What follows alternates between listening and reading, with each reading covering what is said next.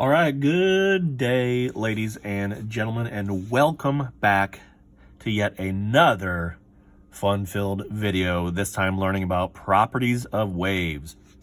This should be a relatively short video for us today. We're just going to be looking at various types of waves and looking at a formula that should look quite familiar to you individuals from your chemistry days. So we'll be looking at wave motion, wave types, period, frequency, and wave speed. Hopefully that just rang a bell.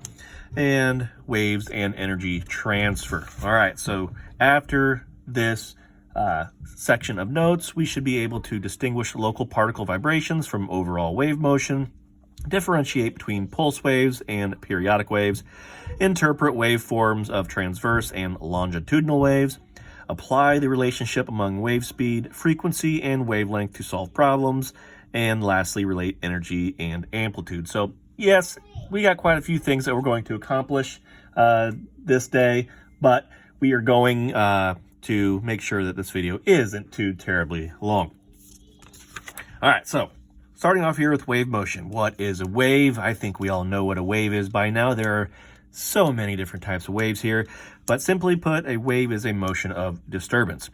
And a wave, for the most part, requires a medium, which a medium is a physical environment through which a disturbance can travel. For example, water is the medium for ripple waves in a pond. The nature of the medium has the most impact on the wavelength. So if we think about, the various types of material we could use water, like the example just said. We could use something solid.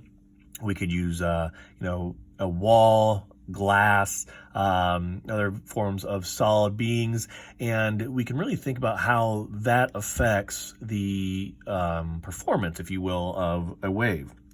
But waves that require a medium through which to travel are called mechanical waves.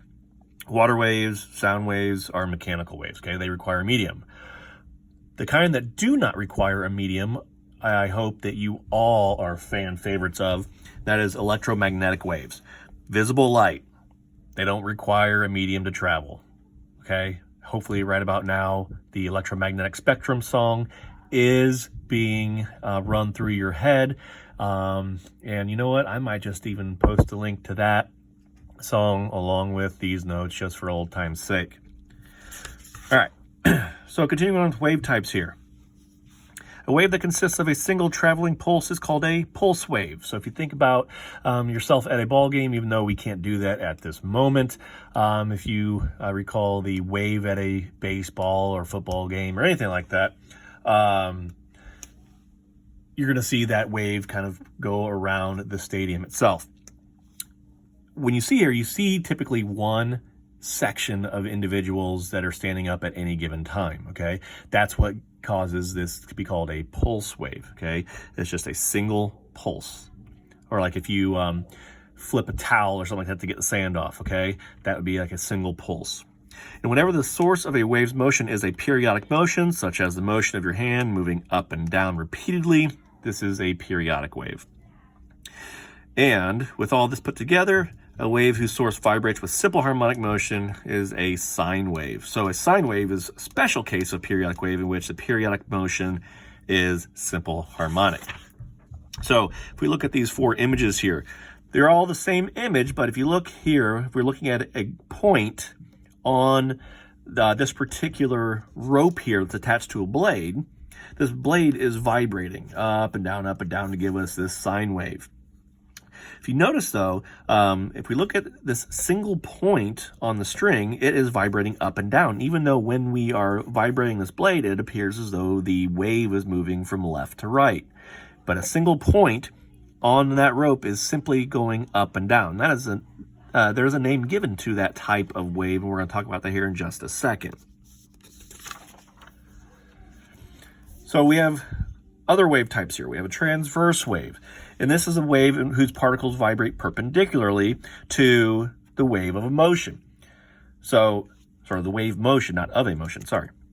But that's what we were looking at in the previous slide, okay? If we look at a single point on that wave, it is going up and down, even though the appearance of the motion is going from left to right.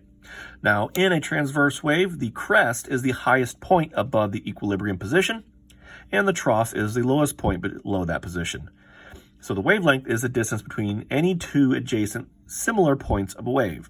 So here, if we look at this graph of this particular wave here, this transverse wave, so up here we have the crests, down here we have the troughs, and between any two similar or neighboring points we have the wavelengths. We also have another term called the amplitude. It's the magnitude of the trough or the crest from the equilibrium point itself.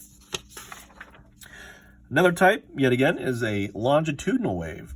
And the longitudinal wave has particles that vibrate parallel to the direction that the wave is traveling. In a longitudinal wave on a spring, it's probably the easiest to look at here, at any instant, it can be represented by a graph. The crests from the longitudinal wave are going to correspond to the compressed regions of a spring, and the troughs will correspond to a stretched region of the spring. If we look here, we've got corresponding points here. We see a spring here that's compressed, then stretched, compressed, and stretched. And if we look here and match these up, the point of X1 here on the spring is compressed, and therefore we have a crest forming here. X2, we have a trough forming there. And so when we have the crests and troughs on a graph here, those are areas that represent density and pressure. Crests represent high density and pressure. So think about a compression of a spring here. Troughs represent areas of low density and pressure. Okay, they are spread apart a greater distance than they are compressed. So that's where we get this sine wave being formed through a longitudinal wave. Now moving on to period, frequency, and wave speed. Now, these are just refreshers of these definitions now, but the frequency of a wave describes the number of waves that pass a given point in a unit of time. The period describes the time it takes for a complete wavelength to pass this given point. And the relationship between a period and frequency in simple harmonic motion holds true for waves as well. And so the period of a wave, therefore, is inversely related to its frequency. So if you know one, you can find the other.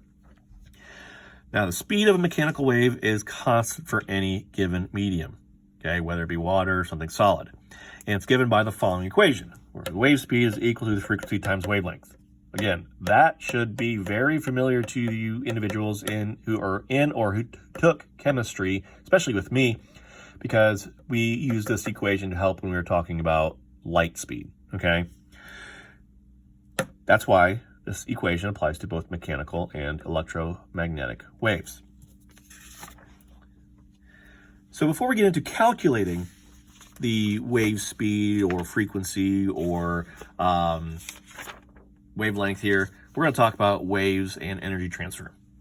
Now, waves will transfer energy by the vibration of matter, and they're often able to transfer this energy very efficiently.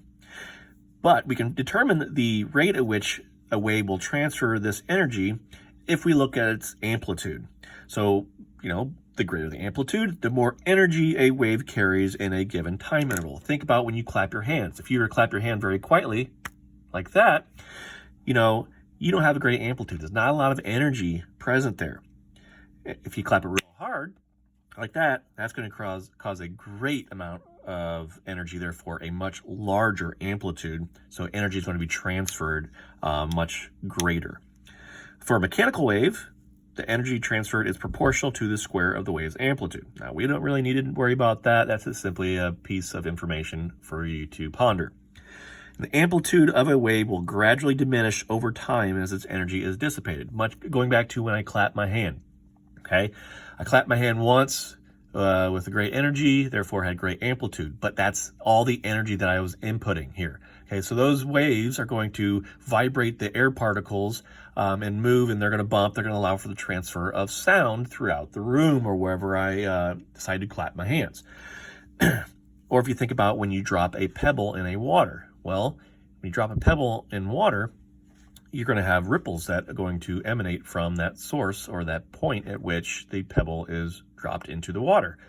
But because you're not constantly dropping a pebble in that same spot, over time, those waves are going to diminish because all of that energy is going to be transferred and essentially diminish over time. All right. Now, let's get back to calculating. And I know this is your favorite part of this lesson here. So we are going to look at a piano string. So this is going to be helpful for you musically inclined individuals. So we have a piano string tuned to middle C, and it vibrates with a frequency of 262 hertz.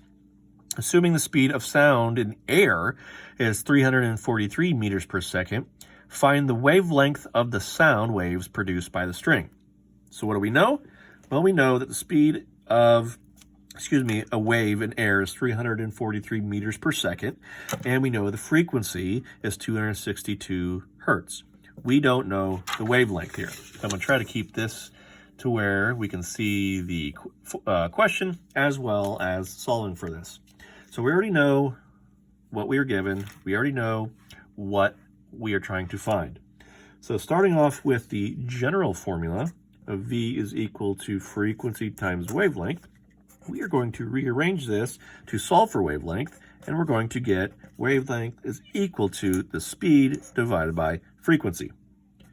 And so, now that we've got that simple equation already moved around to where we need it to be, we plug in our values.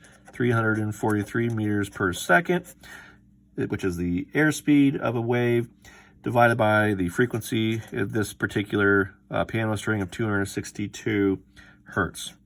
You could also write this as 343 meters times second to the minus 1, again that means per second, divided by 262 s to the minus 1. And what that'll help us do is cancel out our seconds unit, okay? So that'll leave us with the unit of meters, which is what we need for wavelength, all right?